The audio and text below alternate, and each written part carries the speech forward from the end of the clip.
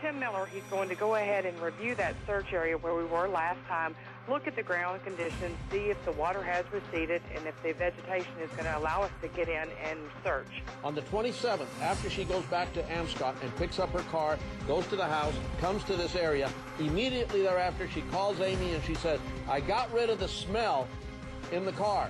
I scraped off the squirrels. You go to the transcripts and you'll read that, and it's at minutes after she leaves that area and goes back up north to Amscott. Joining us tonight, the head of Texas EquiSearch, Tim Miller. EquiSearch back in Florida, set to resume the search for little Caylee. Tim, thank you for being with us. Tim, if the waters have subsided sufficiently, where are you going to search first and why? Well, Nancy, we, at very best, we completed maybe 50% of what we set out to do before, and I'm the one that actually called that search. I was just really worried. Where are you going to search first and why? Yeah, we're going to be in the areas where there was cell phone activities, and that's not a secret to anybody, Nancy. So around the Orlando International Airport or somewhere else? Around the airport, and there's 3 cell towers that we've got tremendous amount of interest in, so this is where we're going to be. Tim, what resources do you plan to use? Horses, by foot? What are you going to do? You know, Nancy, the last day on the search, we had 1,186 volunteers out there, plus all the resources in the world, but conditions weren't right. I predict there will be over 2,000 searchers. Nobody's lost interest in this. In fact, people are more focused now. They want little Caylee found. There's not one chance in this world Caylee's alive. We'll bring in every resource that we need. Tim, Caylee will be found, honey.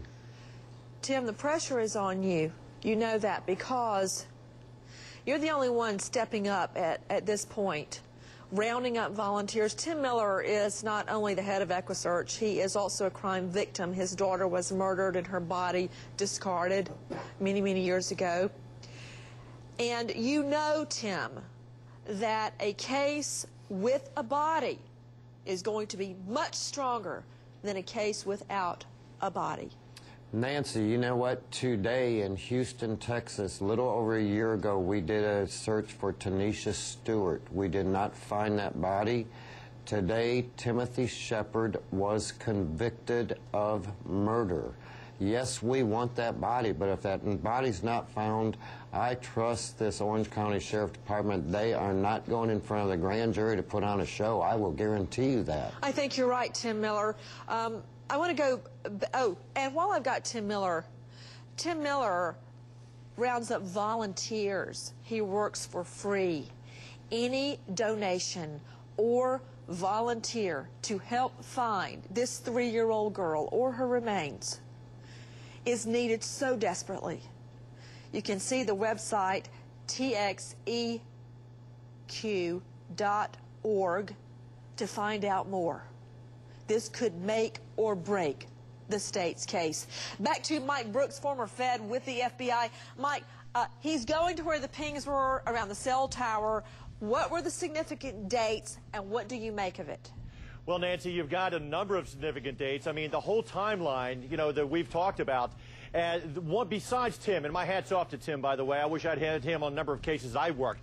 But I can tell you, along with Tim, the custodian of records of AT&T is going to come into that grand jury, and they're going to lay out the whole timeline of where, the who, what, when, where, why, and how of where she was from the time she said that Caylee went missing on June 9th all the way to the time that she was arrested on July 16th. Let's go over those dates and times. Mark Williams with WNDB. Texas EquiSearch is going back to search for little Caylee or her remains. They're going near the Orlando International Airport. It's starting now. This could make or break the state's case. Tell me about the cell phone activity by Casey Anthony near the airport. When was it?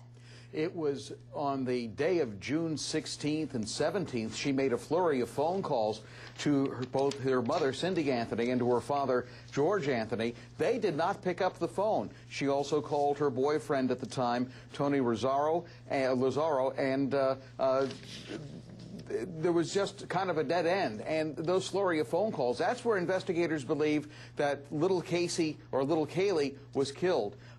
Just due to the fact that you had the phone calls, and the last time George Anthony saw his granddaughter alive was like on that Monday afternoon, the around noontime, Monday on the 16th. Well, you know, Tim, I want to ask you another issue about motive. The state doesn't have to prove motive. Isn't that correct, Paul Batista? It's absolutely correct, Nancy, but they have to prove a case with more than fumes in a trunk and pings from a cell phone.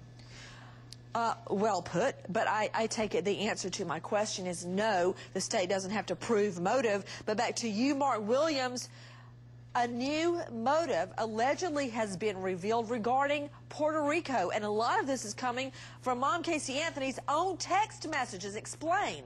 Well, those text messages started in early May. They were, she and her friends were planning to go to Puerto Rico on a vacation early in July, around July 4th or so, and there was a flurry of text messages there. She talked about she needing emergency money, and she says, I can blow through that money real quick. So she was not a thrifty person. Here you see her on text messages planning the Puerto Rican vacation. Keep going, Mark. Well, the deal is she was planning it along with Amy Huizinga and a couple of other folks, her circle of friends. But, you know, here's the thing. They went to Puerto Rico. She never went to Puerto Rico. And so there's also been a published report that says since she didn't go to Puerto Rico, she was hamstrung by little Caylee, and that's when the dirty deed happened. And what's so interesting to Jessica D'Onofrio with WKMG is while her friends go on to Puerto Rico, she continues texting them. This is after the time little Caylee goes missing. That's right. She is text messaging a lot of her friends when Caylee goes missing. But I can tell you those cell phone pings are really disturbing. If you look on that Monday, detectives, I believe they believe that something happened to that child that Monday. She goes to a Blockbuster, then she goes and sleeps over at her boyfriend's house that night. And they believe by the time she went to that Blockbuster that that child was likely dead.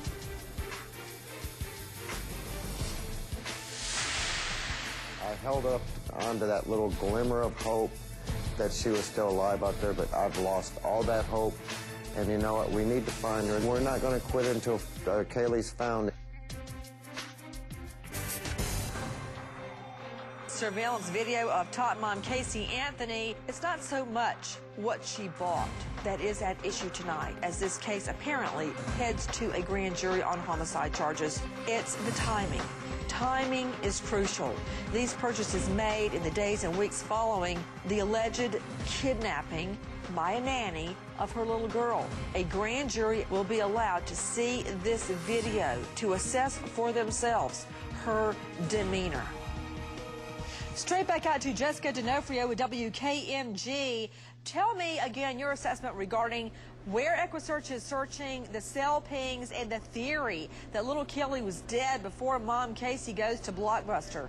Well, this is the idea of the cell phone pings. We have an investigative reporter here, Tony Pipitone. He's been looking into all of the records, and he's done some really interesting work. And what it shows is that on June 15th, that's when the grandparents last see Caylee. June 16th is a Monday, and the idea is that something might have happened to the child that Monday. And then by the time she goes to a Blockbuster in the evening at around 9 o'clock, I believe Tony said, and then after that she goes to Tony Lazzaro's house and sleeps over that night, that by that time something happened to the child that day. Because the next day she makes this flurry of cell phone calls, and the day after that she borrows that shovel, and it was likely that she was either picking up the child, possibly the dead body,